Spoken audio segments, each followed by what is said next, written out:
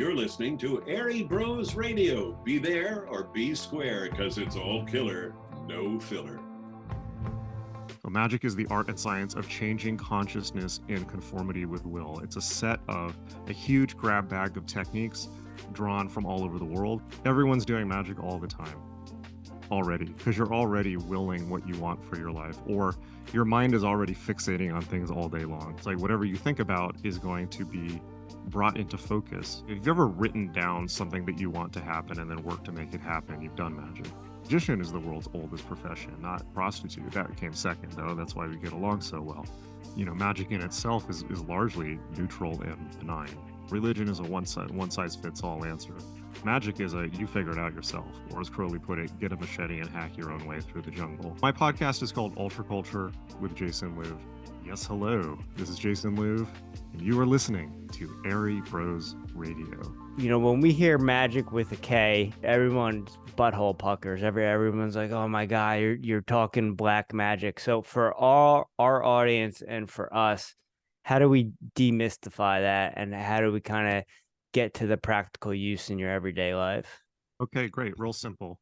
And by the way, I love that effect, and it's why I use the word magic. There's a billion other phrases or words that I could use, but I use the word magic because I like the butthole puckering effect, and it really tells you a lot about people, how they react to it. You know, it's like you could get the most like scientific atheist supposedly people, and they get all weird when you bring it up. So it's a fascinating, the concept itself is a fascinating psychological mirror that when people come into contact with it, they tend to have extreme reactions. Maybe they get obsessed with it, go down a wormhole like you did. Maybe they find it, they want to attack it, they want to destroy it. They don't like that people believe this. Maybe they attack it and then they get obsessed with it, go down a wormhole later. So it's just the word itself seems to be capable of provoking a strong reaction in people, which is always very good for purposes of self-awareness and consciousness change, because it provides a little window on normal consensus reality when you can rethink. And even just the phrase magic implies so much. It implies that you're not stuck, and that just the idea that people have that you have agency over your own life is quite frightening for people, because if you have agency over your own life, then it means everything that's gone wrong is your fault. So there you have it. Anyways, magic is the art and science of changing consciousness in conformity with will. So magic is the art and science of changing consciousness in conformity with will. It's a set of a huge grab bag of techniques drawn from all over the world, from shamanic cultures, from religious cultures, from meditative cultures, even from modern neuroscience. I'll take anything I can get. It is a set of techniques for changing your brain. And what that means, by the way, I'm not saying anything that's not backed up with science. I just use a goofy word for it for reasons already discussed. There's a billion scientific studies on brain change in long-term meditators, the power of ritual, things like this. None of this is very controversial. It's just the wrapping that it's in that is controversial. So examples: long-term serious meditation practice of the type that you are talking about, like, you know, referenced in, for instance, Autobiography of a Yogi, which is an awesome book, the world spiritual classic, very recommended. So I don't mean meditation like you downloaded an app. I mean like a serious meditation practice like Yogananda's Kriya Yoga. But it also involves a lot else. And so historically, to put a more historically accurate spin on it, I've just given you my opinion on it. The actual historical definition of magic is the Western esoteric tradition. So we're all familiar with Eastern mysticism because it's become so unbelievably popular in the West since certainly since the 60s and 70s, and even before. Eastern mysticism is nothing shocking for people. You can go to Whole Foods and there'll be magazines in the checkout lane about mindfulness, meditation, yoga. These are practically, you know, yoga studios are as widespread in America now as Starbucks, and no one will bat an eye at that. Turns out, however, that Western culture, and by I mean European specifically by that, has its own spiritual tradition. And however, it has been hidden for a long time. It's now not hidden. It's all out in plain sight because of the internet and because people also got very interested in it following the 60s. But for a couple hundred years, at least, magic was a more or less secret tradition in the West. And magic, capital M, magic with a K, the Western esoteric tradition is a fusion of Kabbalah, Tarot, Enochian, Egyptian, Christianity, Judaism, monotheist religions.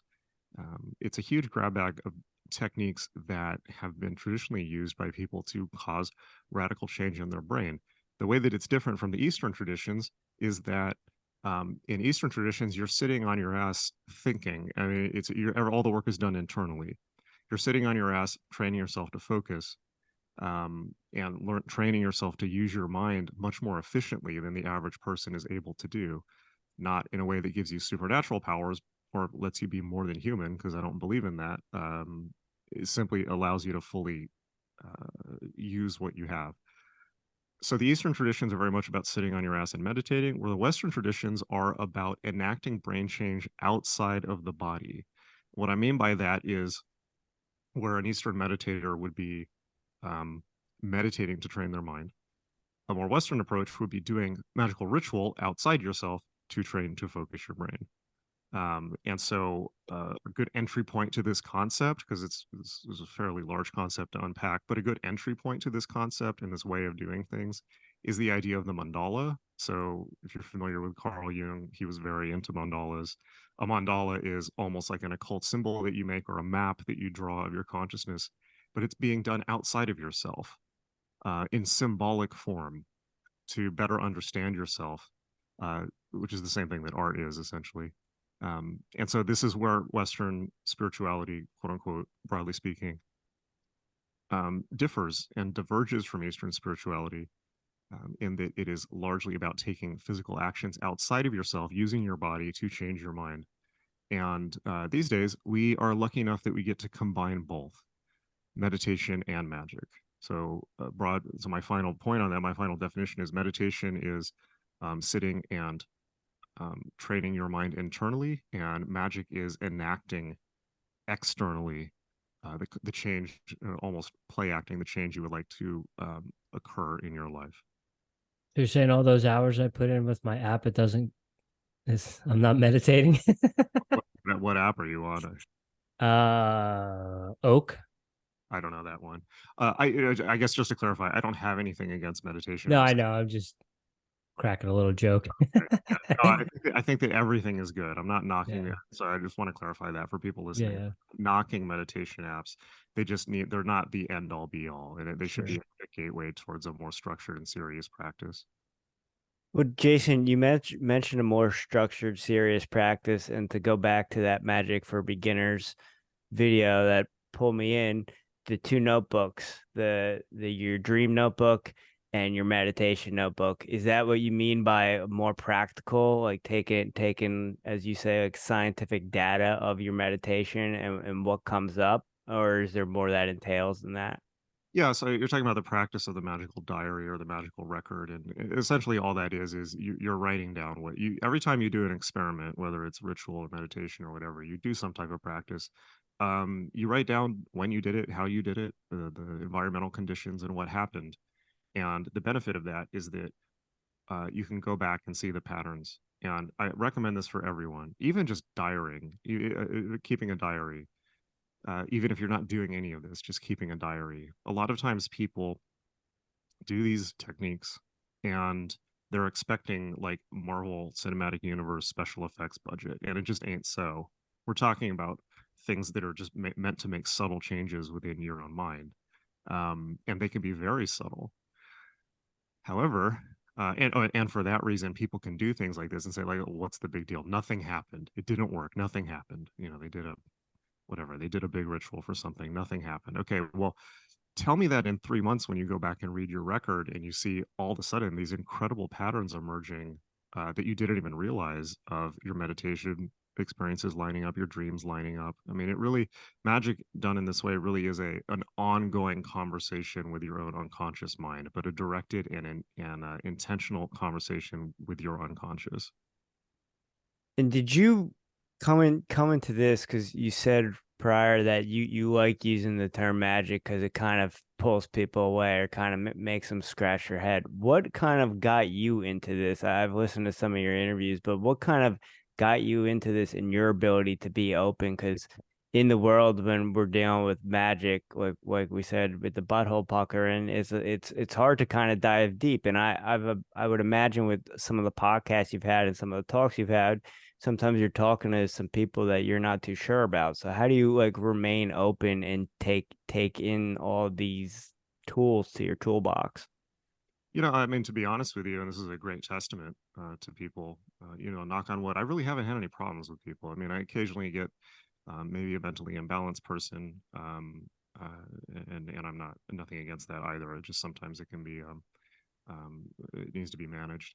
But no one's, I mean, like when I first started writing, I was like convinced the Christian right would go after me or something. It's like, they don't care. I've never had any issues with that ever. The only friction I've ever got in my career, and I count myself very lucky because of this. The only friction I've got in my career is largely from other, whatever you want to call them, neo-pagans or other people engaging in this stuff who are, I guess, jealous or some, I don't know what they're jealous of, but I guess they see I'm out there, so they just fixate on what they don't like about me. That's really the only pushback I've ever gotten is from other people who are, it's like I don't preach to the choir because the choir doesn't like me.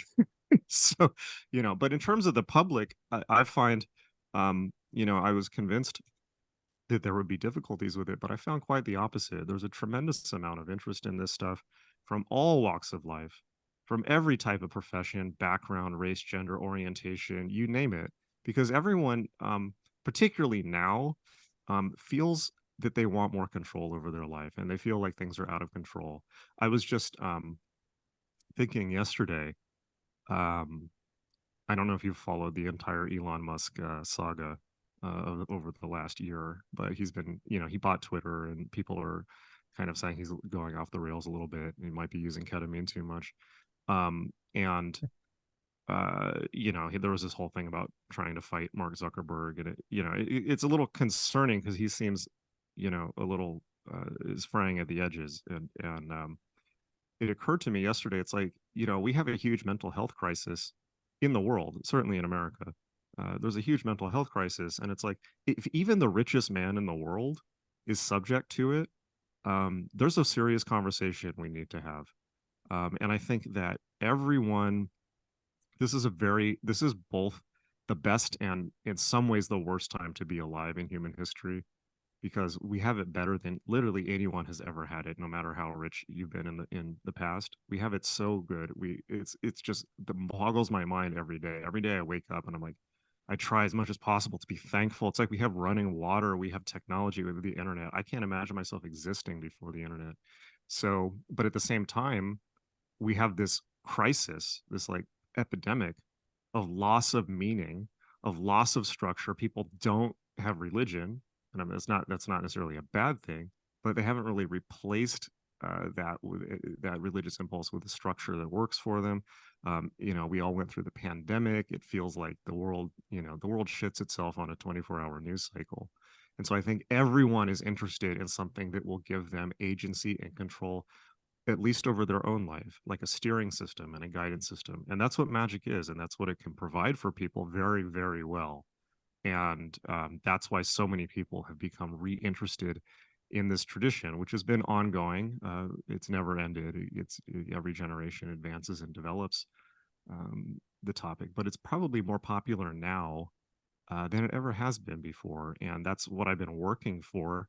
What my teachers were working for before me, you know, is getting this stuff out and allowing people access to it, because it used to be held in secret by, you know, uh, the royal family, you know, like other the nobility in Europe and things like that. They've always known all about the power of symbols to change the unconscious. That's why they have these huge, you know, pageantry and all their arcane symbols and things like that. They know very well that they can affect mass consciousness through what we might call magical means, and they've kept it for themselves. And so the point of my career and my teacher's career uh, has largely been to just get that out so that everyone has access to it. What they do with it, that's up to them, because the question of, what do you do with magic is the same question as what do you do with your life? And I don't claim to want to answer that for anyone. I can, I'm still figuring that, that's a big question. So that's kind of where I'm coming from.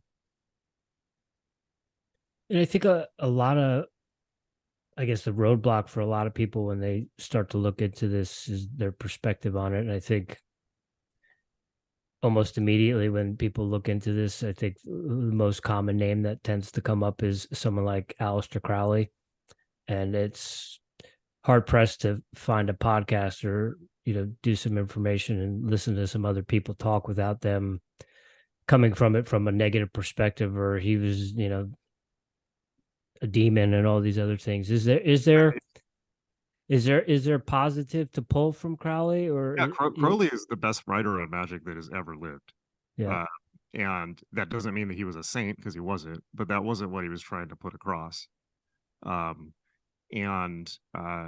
Crowley is still, in my opinion, the high water mark in the tradition. Do I agree with everything that he said or did or how he changed things? No, but it's like, I don't agree with everything Sigmund Freud did either, but I sure appreciate modern psychology. It's like, I don't, the people who went over, the people who fought in World War II, I wouldn't want to be there, and I probably wouldn't want to see the stuff that they did, because it was pretty fucking bad. And I'm sure that there were all these atrocities, but you know what? I'm pretty fucking glad that I live in the world that made possible. So Crowley, and it's Crowley, by the way, rhymes with holy, not Crowley. That rhymes with sorry. He was Crowley. Yeah, Crowley. This is a very common thing. So Crowley wrote a tremendous amount. He lived a tremendous amount. He's been dead for 75 years. I'm not Aleister Crowley. I'm not here to defend Aleister Crowley. I've written about him at length, both the positive and the negative aspects, some of which are controversial, some of which are not clear. A lot of the times with Crowley, when they're reacting to things he wrote that they've taken out of context. A classic one is he very famously wrote about sacrificing 300 children a year. What he actually was talking about was sex magic and the use of semen for magical purposes. So he's basically categorizing how many times he was jerking off a year. But that's been used by people ever since to say that he sacrificed children and stuff like that. Obviously, that nothing of the, if he had done that, I mean, there would be records of it. So I think that is not something that anyone needs to be concerned about. I don't think Crowley's challenging, though. Crowley's a challenge. He's a challenge to read intellectually. His references are challenging because he's assuming that you have a mastery of multiple languages and a good education from the early part of the 20th century before it was dumbed down, a very well-rounded classical education. And his ideas are challenging. His ideas are transgressive. His ideas are frightening, and one of the big reasons why they're frightening is because Crowley puts you completely in control. There's no, religion is a one size fits all answer. Magic is you figure it out yourself, or as Crowley put it, get a machete and hack your own way through the jungle, and that's what you have to do. A lot of people miss the point, though, and they emulate Crowley. I think that Crowley made himself such a goofball figure in a lot of ways, although he was a profoundly serious individual, profoundly serious. Robert Anton Wilson called him one of the top 5 smartest people of the 20th century, and I don't disagree. And but he puts you in the driver's seat, and that really, it's much easier for people to just reject it and say this person is evil or they're bad than consider that it might actually be about them and not him. Like I said, Crowley's been dead for 75 years. It really doesn't matter anymore. It's not what Crowley do what Crowley will, she'll be able to hold the law. There's a tremendous amount of helpful material and useful and profound and transformative and potent and explosive material in his writing. Thelema, the system that Crowley came up with, I just did the introduction to Lon Duquette's book about it, and I said it's a car bomb. It's a car bomb. You know, it'll destroy so much, but it will rebuild you in a way that um, you're much.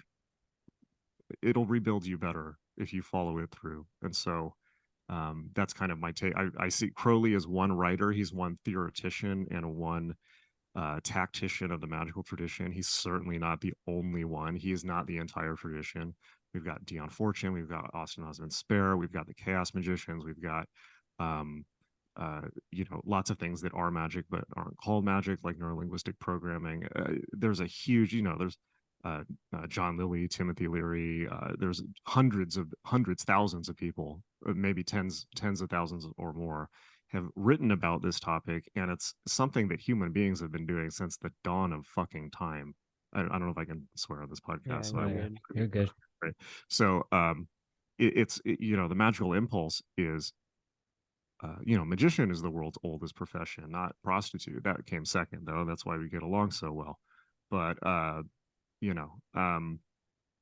it's part of the human experience, and I don't, you can talk to any, not many people may be interested in magic as a structured tradition, but I guarantee you talk to anybody, the most straight-laced person, and if you get a couple drinks in them, they'll tell you about weird shit that's happened to them, like psychic experiences. They've seen UFOs, all kinds of stuff. This stuff never happens to me, probably because I'm trying too hard, but it happens to normal people all the time. Maybe I don't need it because I'm already in that world, but this happens to normal people quite a lot. We live in a magical universe. We don't know where it's from. We don't know why consciousness exists. For all intents and purposes, we live in a magic trick.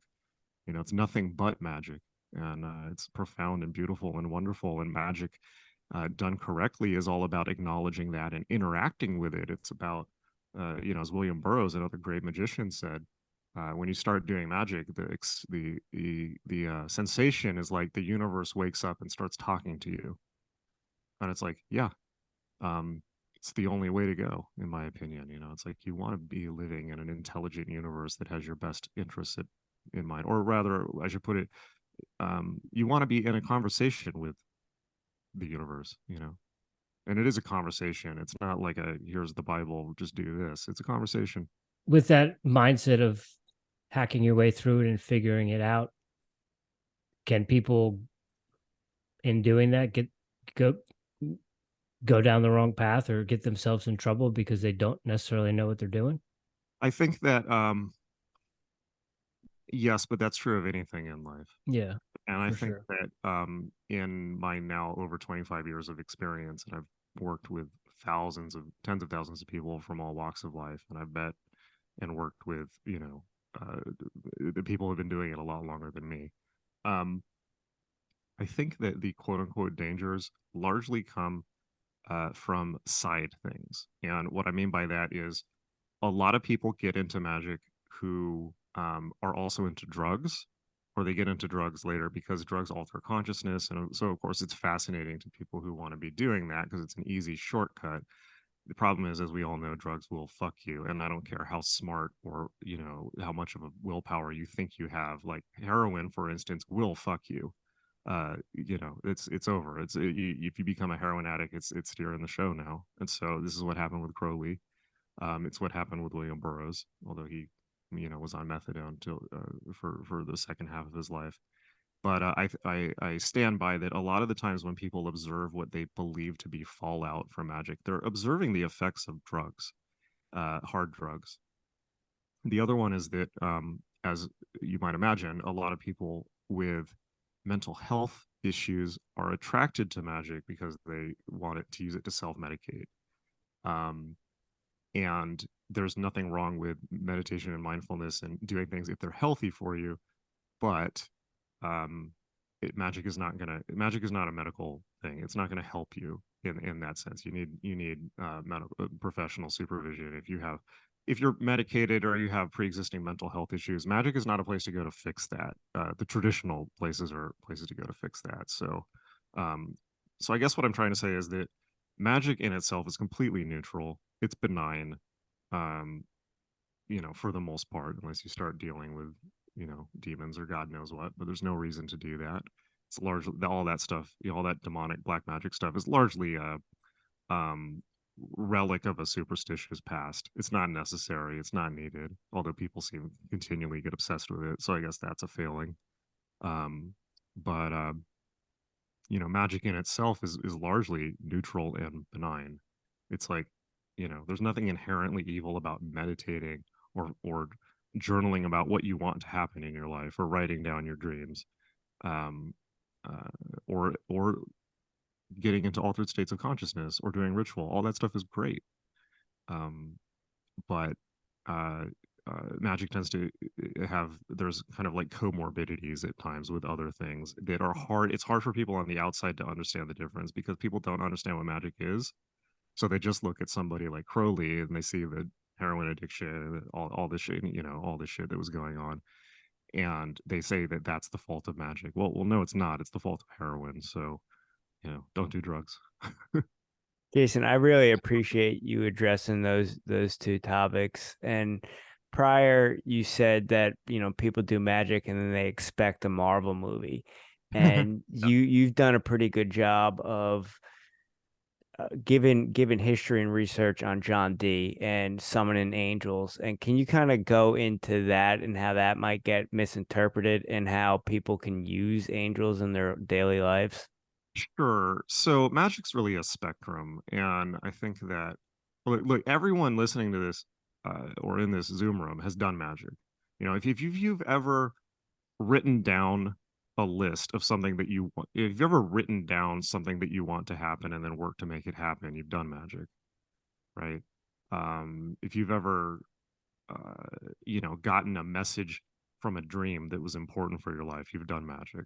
So it's not, when I say the Marvel stuff, it's like, really, magic is, when it's portrayed in Hollywood and movies, it is always portrayed as something extra. It's like, it's like the hero wakes up and understands that she's magical and has Harry Potter powers or something like that. And magic in Hollywood always adds to people. It makes them heroic and more than. Real magic is not like that. It is not. Real magic does not amp up who you are. What it does is it gives you a language to deal, to go inward and to deal with very, very subtle aspects of yourself that other people don't have a language for. And magic in itself is a language for interacting with very, very subtle aspects of subjective experience. I know that might be a little oblique, but I'm trying to be precise with my words. So in terms of, it can be a spectrum from that all the way up to, John Dee summoning angels and things like that. But really, all of it kind of works along the same principles, which is using symbols to communicate with your unconscious. Your unconscious, you can't talk to it directly. It doesn't speak English, but it does understand symbols. And so you can kind of smuggle things deeply into your being so that you can utilize, it's like most self-help things. They're talking about positive self-talk. Fuck positive self-talk. I mean, like, it's great, all that. But if 90% plus, I'm pulling numbers out of my ass, but if the majority of your mind is unconscious, just like the majority of the universe is dark matter, if you had a technique to deal with that bottom part of the iceberg, don't you think that would be a lot more potent? And it is. In terms of John Dee and angels, let me put it this way: everyone who does magic, or whatever they want to call it, anywhere in the world, will generally put upon it the symbols of their own culture and background. So if you get somebody in Elizabethan England, very shortly after the Protestant Reformation and the birth of the Anglican Church and the birth of England as a independent power from the church, if you do magic, all the language, all the symbols it's going to end up getting wrapped in is like Christian symbols, Protestant symbols, the Rosicrucian, the idea of a British Empire, things like this. So but if you're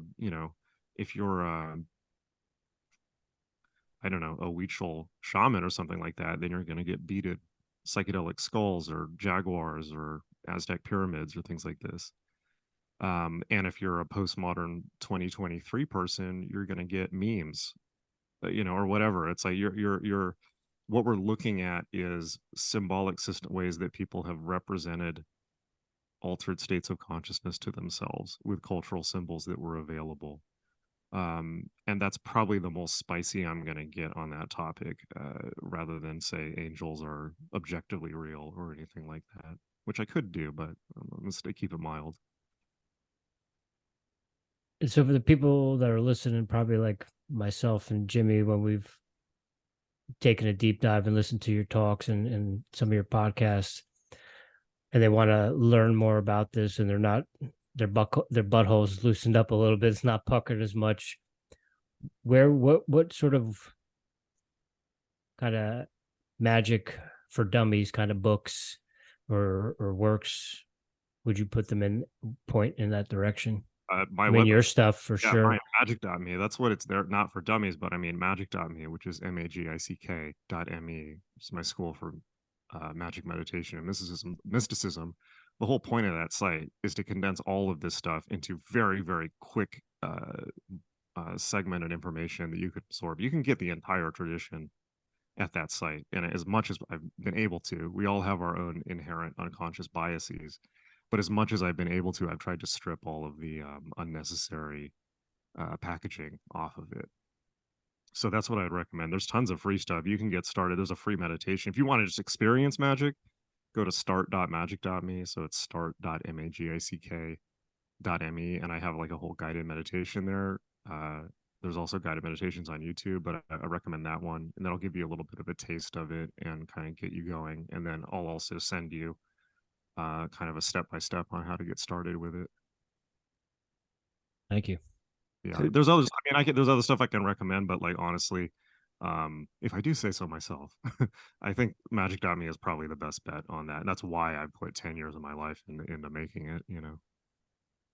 So I'm glad you brought up Magick.me because I got a bunch of questions and starting points, and you've mentioned the Adept Initiative is the place where everyone should start. What are people gonna get when they start there? What are they looking at as far as, you know, it's a course, so how much time does it entail? And maybe kind of go into rituals and sigils for someone who is not aware of any of that. Sure. So there's a lot of ways that you can approach Magick.me because there's a lot of people are coming from all different, you know, they have different time commitments. They're at different points in their life. They have different demands on them. Time at a time, you know, none of us have enough time. So there's ways you can get into Magick. There's just a basic subscription for the core classes where you can kind of get in and it's pretty cheap and you can explore. I think there's like 17 or 18 courses you get access to. You could take all of them at your leisure.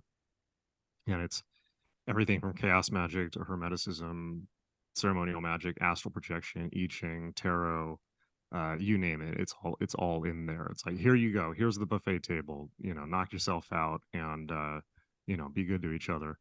But the Adept Initiative is for if people really want to go for it. It's like, you know, the core subscription is kind of for dipping your toes in and getting a little bit of experience. If you really want to go for it, the Adept Initiative is basically Magic Boot Camp, like Navy SEALs Boot Camp. It's a serious course. It's 6 weeks. It's recorded now. I originally taught it live, and I may again, but it's 6 weeks of recorded material. But since it's recorded, you can space it out more if you want. But basically, what it bootstraps you from 0 to 60, and by the end of the course, you're going to be meditating and doing ritual for an hour a day. You're going to be completely zeroed in and clear on what you want to do with your life. What your true will is. Certainly, you're going to be pointed in the right direction and have all the tools needed to go further in that direction. And you're going to get a big stash of manifestation techniques and ways to use them safely and what to use them for. You're going to get you know, the reason that I created that course was to put people in, it's not just to turn them into practitioners, because you're going to get everything that you need to be a hardcore practitioner in there, meditation and magic, and all stuff that works, and all stuff that is not out of alignment with reality or science. You know, we've even got data analytics on, you know, we set you up in that class so you can be tracking your brain waves. I mean, we go deep in that class. But the reason that I created it, you know, the deeper, okay, yes, you will learn magic and meditation there. Okay, well, that's the surface tag. The real reason that I created it was to serve a deep need that people have, which is that they don't know what they're supposed to be doing with their life. You know, it's kind of like we can talk about magic and meditation and till the cows come home. We can talk about all the different flavors, the 31 Baskin Robbins flavors, the Lama, Vajrayana, Buddhism, Sufism, whatever. We can talk about that forever. Who cares? I don't care, right? Like I do care. Honestly, I spent 20 years of my life learning all that stuff. But what's more important is, what are you going to use it for? Right? It's like a lot of people get lost in the occult. I guess this is technically a danger of the occult. A lot of people spend their life reading this stuff and then they miss their life. You know, they're so focused on they're so basically in this tunnel that they forget about reality. And so, you know, but that's true of anything. I mean, it's true of PlayStation for sure. So the point is, what are you supposed to be doing with your life? And do you have the tools you need to do it? And so the Adept Initiative gives you everything you need to get clear on that. And I don't know what that is, and I don't care what that is because it's none of my business, but I will give you the tools to figure it out for yourself. And that's where I think Magick.me vastly differs. You know, it's not a religious system. It's certainly not a cult. It's not even a belief structure. And I don't even like outside of online office hours like this on Zoom. It's not like I'm interacting even. So it's like, it's an information clearinghouse is what Magick.me is. And there's information on so much stuff there that everyone, I guarantee you, is going to find something that clicks for you. And it may be different for everyone, but you're going to come out of Adept Initiative not only having a mastery of meditation and magic in a very short period of time, because I do know what I'm doing, but you're also going to have a clarity over why. You know, why should I learn this? Why should I learn these tools? Well, I'm not saying you should, but if you're called to it, the reason you should learn it is so that you can figure out what your purpose in this life is, and then you can train yourself to fulfill that. Because it's one thing knowing it, it's another doing it. And so, you know, we give you tools in that class that really is a one-stop shop. We'll sort out your finances even. I mean, we have like information on how to one of the goals of that class is like, hey, here's information on how you can have passive income so that you have time to meditate and do magic. Doesn't that sound good? People have had profound successes with that material and have manifested tremendous amounts of wealth. But again, why, right? It's like you can go to tons of new age teachers who will tell you how to manifest wealth. Great. But why? You know, why do anything? And the answer is you need to identify and fulfill your purpose for existing, and everything else is subsidiary to that. If the techniques of magic and meditation help you, awesome. If you got them from me, awesome. I'm happy to help. If they don't help or you don't want to get them from me, awesome too, because everyone's different. But this is what I make available for people that are called to it. Was finding purpose what started you on this journey long ago? That's a tough question, because magic kind of is my purpose. So, as you can maybe see. So, I have always been involved in this in one way or another as far back as I can remember.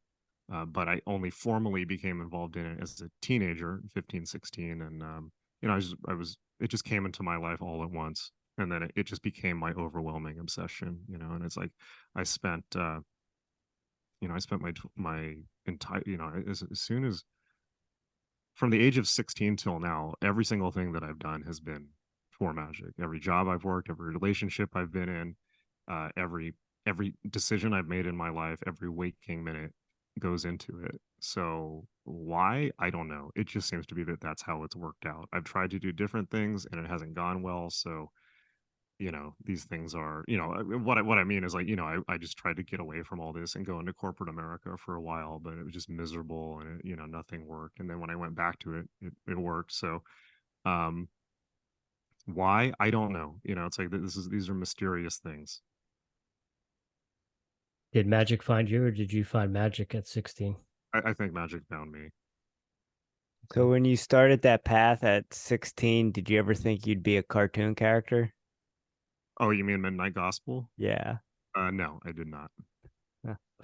Yeah, I had to bring that up. But Jason, anyone who's listened to this podcast who's super intrigued, not only do you have Magick.me, but you also have Ultraculture, which is an awesome podcast, and you write epic articles. Do you have 4 or 5 podcasts for someone to jump into, or maybe 4 or 5 that are your favorites? Yeah, let me think about that. So, okay. Yeah, so my podcast is called Ultraculture with Jason Louv. Just search my name on iTunes or wherever you get podcasts. It'll come up. It's free, obviously. I just recorded my 175th episode. I realized I've been doing it for 10 years, and that's nuts. I've got like 1.6, I don't know, whatever. Like a lot of people have downloaded it. So, but man, as you probably know, I mean, time flies, and 10 years is crazy. So, let's see, top podcasts on that. Actually, you know what? Let me actually pull up the list so I can give you the correct answer, because there definitely is a right answer for this. So you're talking about what imaginary person are we talking about? It's like somebody who has no awareness of this stuff whatsoever, or maybe has a little and just wants to know about how I'm approaching it, or what are A you little bit of talking? both, because we have a vast, would you say, some different people, Rich, that are listening? Yeah, and I would also think maybe the person that again might be skeptical or shies away from it because of the connotations that come from it, but then they hear you talk about it and how you're presenting it, and now their interest is piqued. Okay, great. So here's my recommendations. Episode 48 is called Magic and How to Discover and Fulfill Your True Will. It's a long essay that I wrote and then read about why do magic? Why? It's like, what is the true will? Why can magic help you find it? Why is this even a thing that modern people should take seriously? That's my most popular episode, and it's really good. So that's episode 48, which is called Magic and How to Discover and Fulfill Your True Will. There was a episode 56 is called Black Magic versus White Magic, and that one has been very popular. That I recorded actually in 2015 or something like that, to kind of address all of these concerns that people have, because as soon as you mention magic to people, they immediately think, well, is it black magic or white magic? Well, there's really no such thing, and these are Hollywood concepts, or fictional concepts. But that was a good springboard to talk about kind of putting to rest some of these ideas that people have. Those are good. People like the episodes I did with Duncan Trussell. Those are on there. Let's see. Those are the there we go. Okay, so episode 39 is called Magic Where to Start.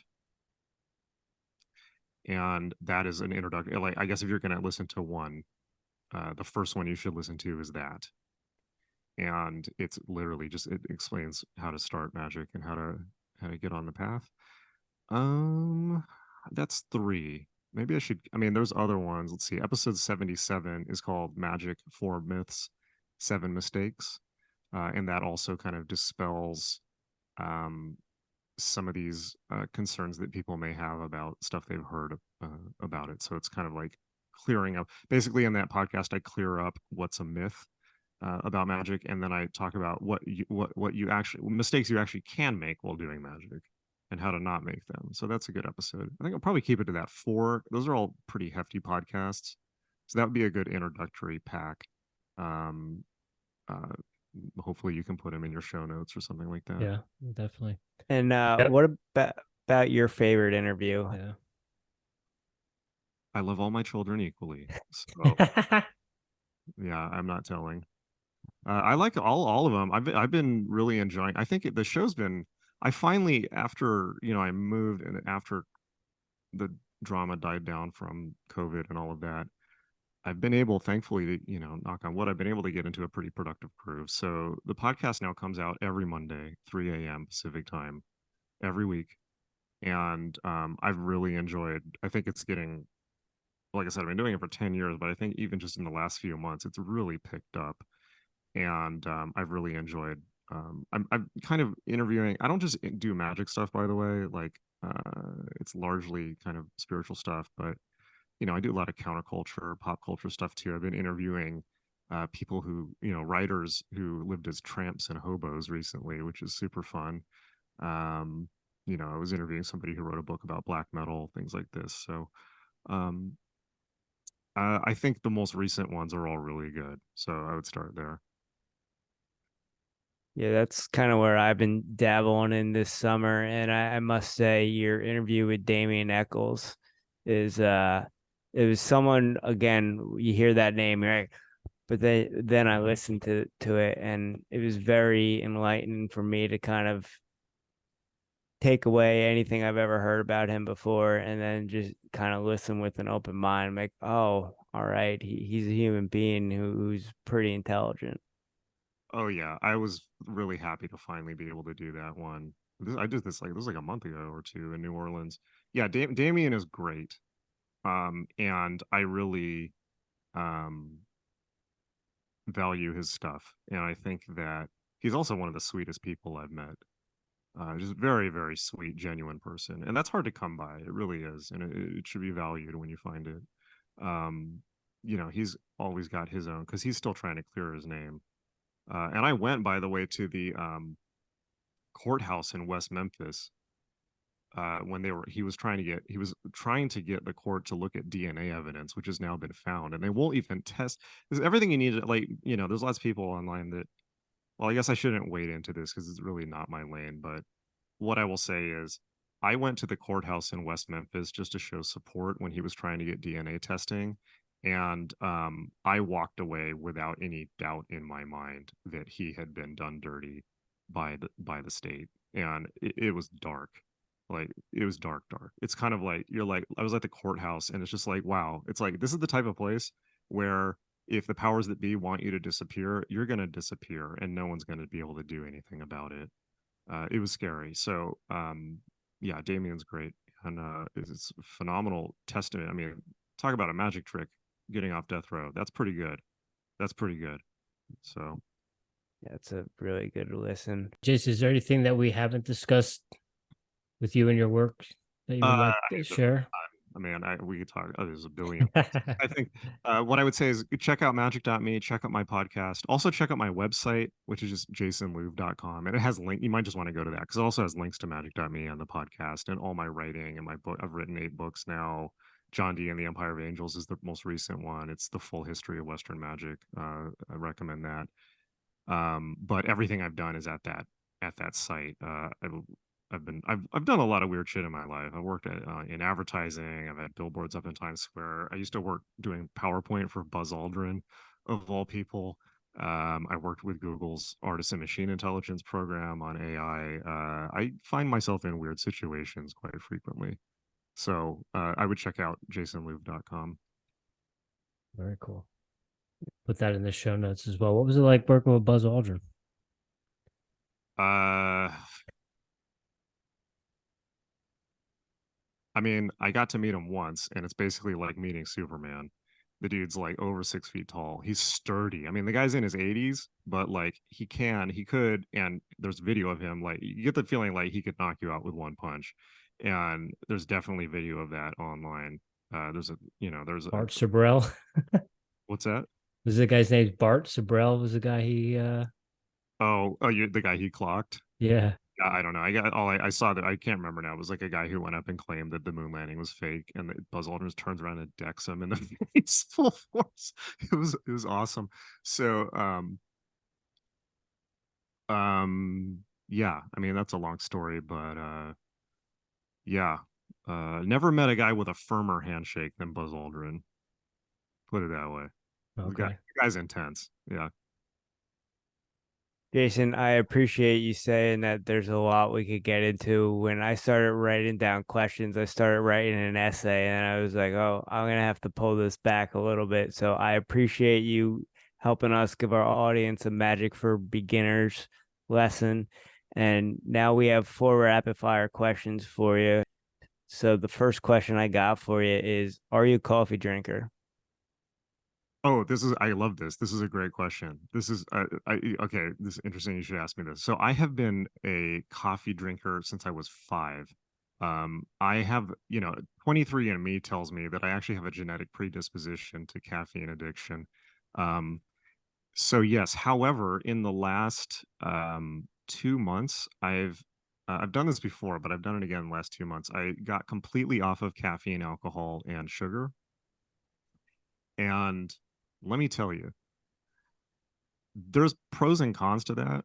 But every time that I do that and I get off all of that, I'm just like really calm and relaxed. And I just kind of look around at the world and I'm just like, everything is what are people so stressed about?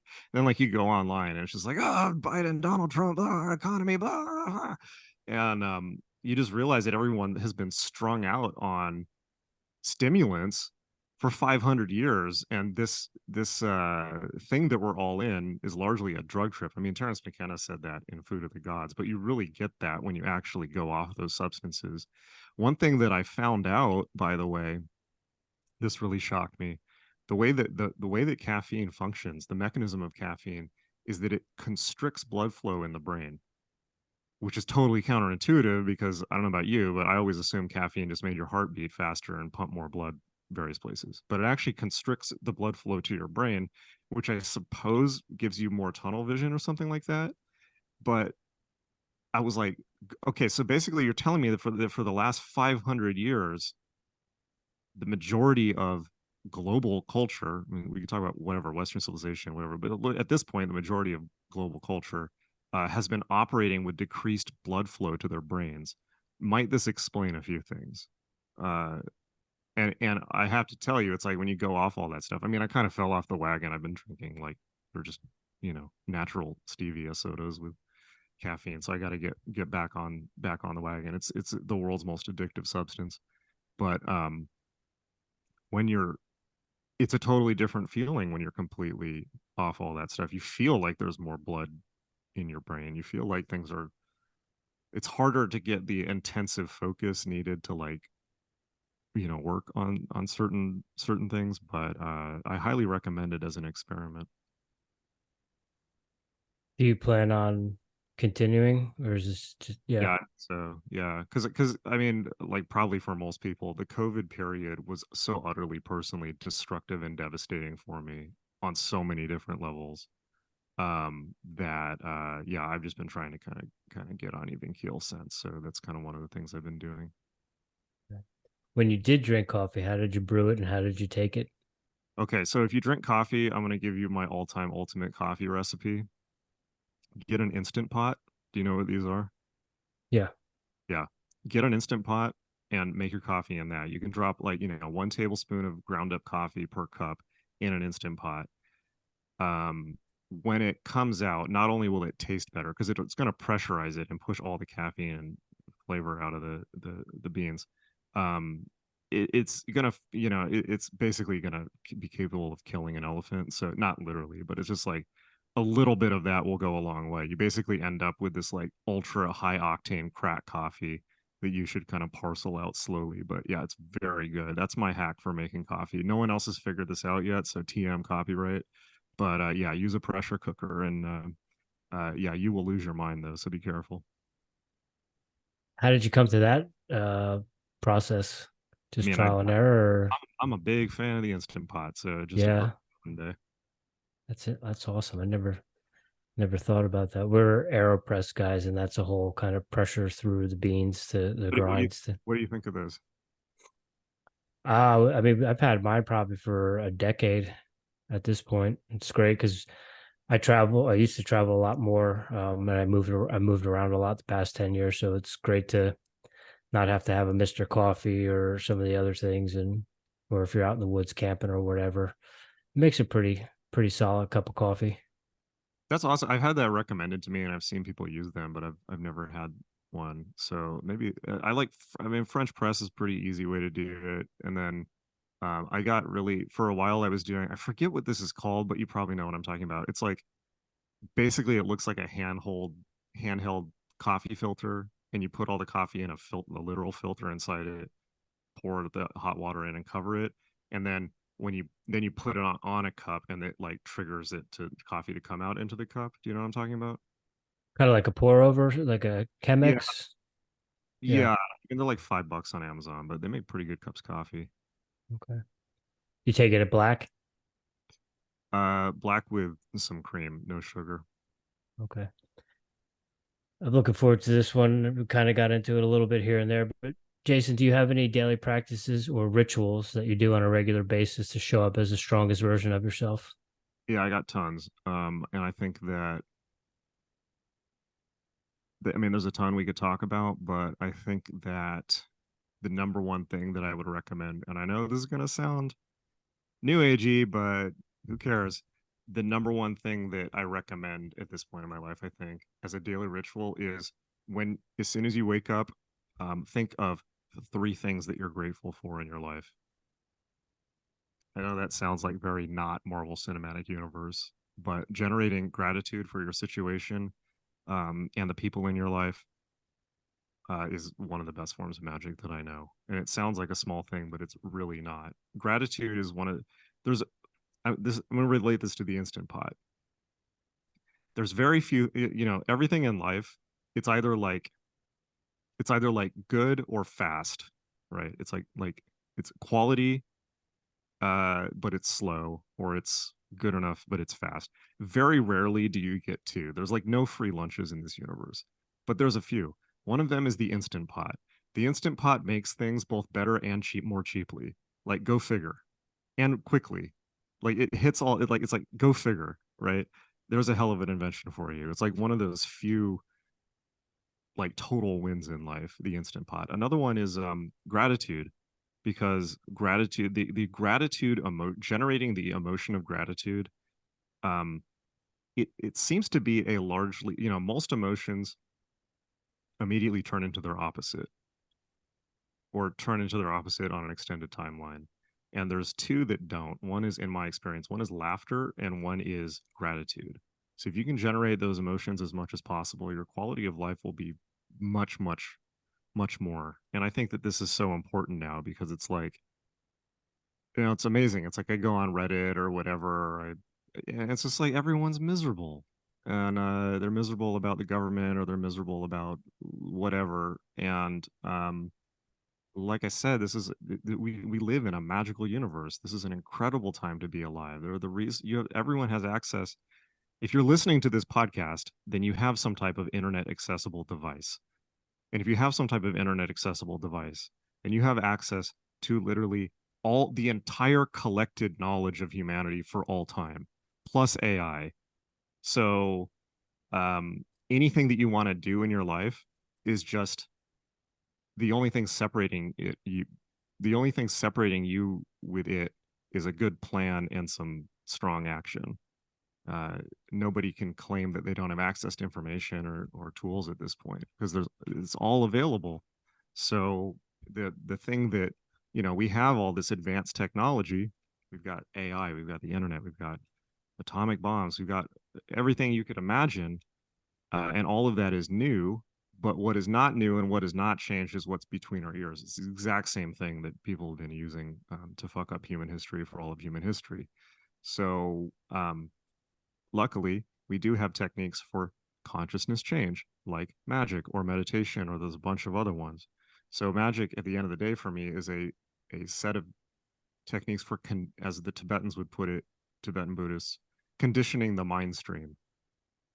It's like we're all swimming through a stream of our own thoughts. Like if you could see your thoughts as one timeline throughout your life, they're going to have a general tenor, and either it's going to take you down or bring you up. So magic is all about conditioning the mind stream for optimal results. And most people don't do that. And so, like, you could be like, I don't care how much money you have, because I've worked with people with nothing on the street, and I've worked with people who are financial trader, or run financial institutions. Like, I've worked with everyone, and they all have the same issues.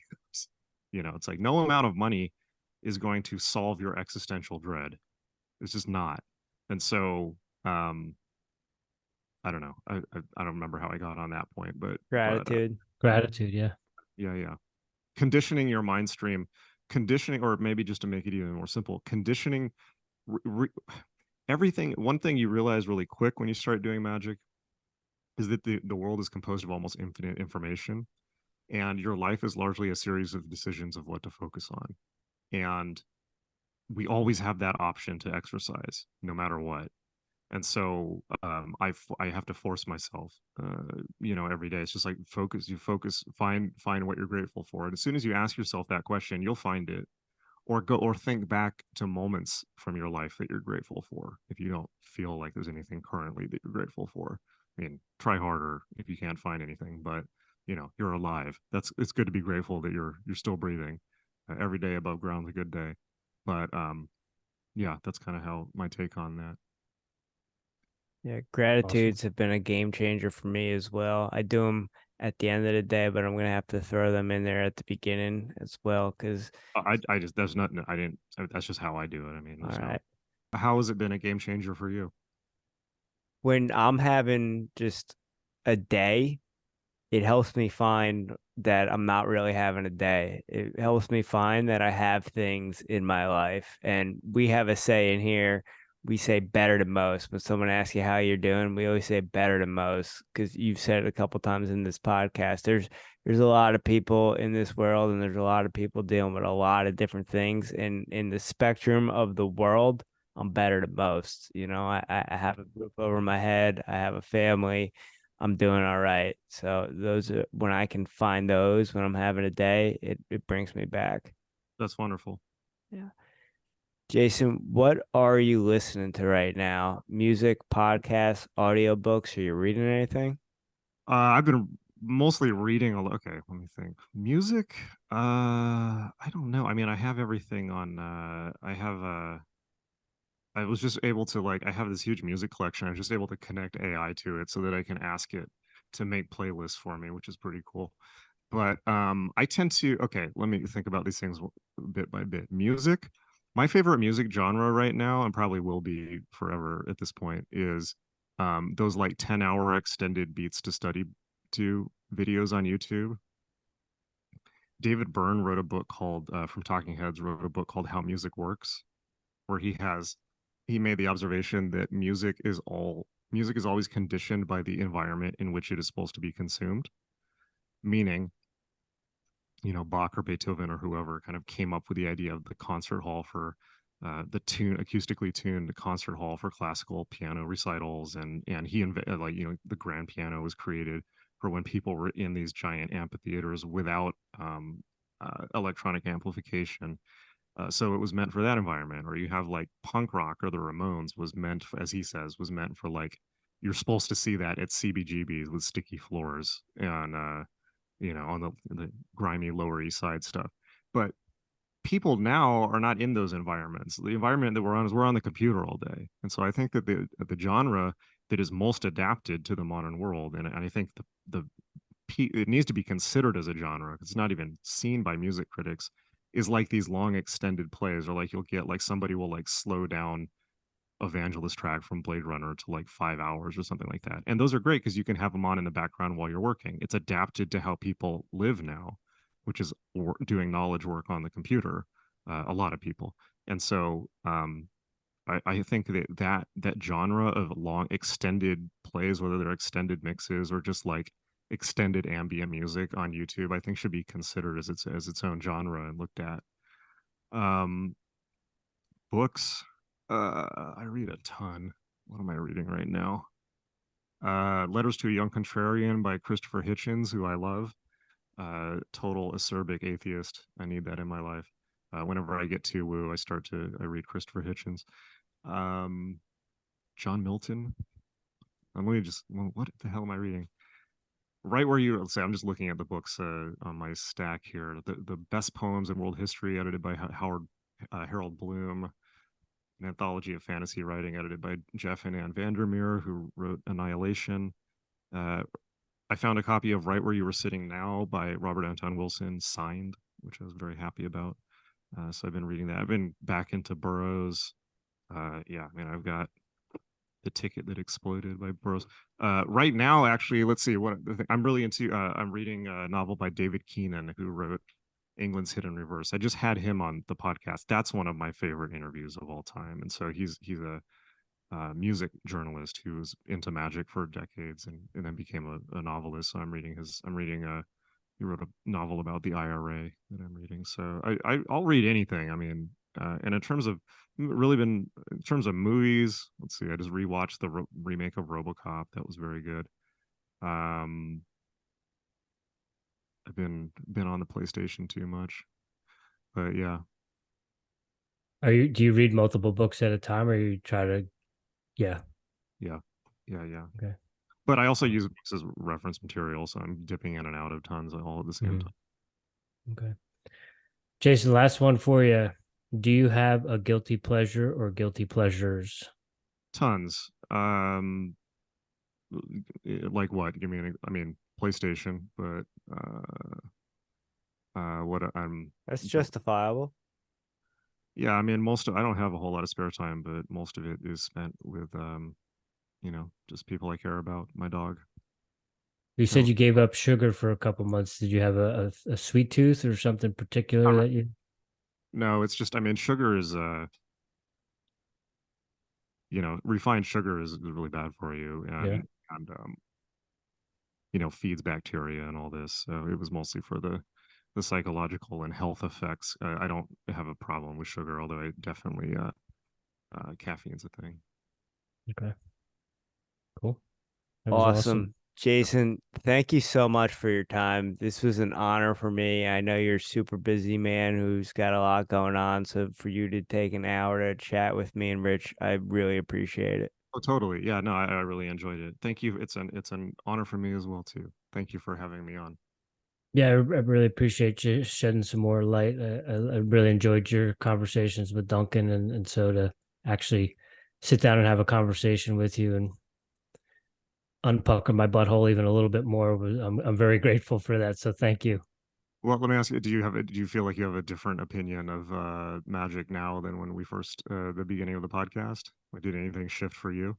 Well, I mean, listening to you and Duncan, it kind of shifted before we even jumped on here, but I think the biggest thing with talking to you is that I've already been doing it, with maybe not even associating it with what I've been doing. But yeah, I've been practicing a lot of things unbeknownst to me for quite a few years now. So it's good to know that, and I appreciate that. And I also do, when I remember, most days I do my 3 gratitudes as soon as I shut my alarm off. So I'm glad I have that in common with you.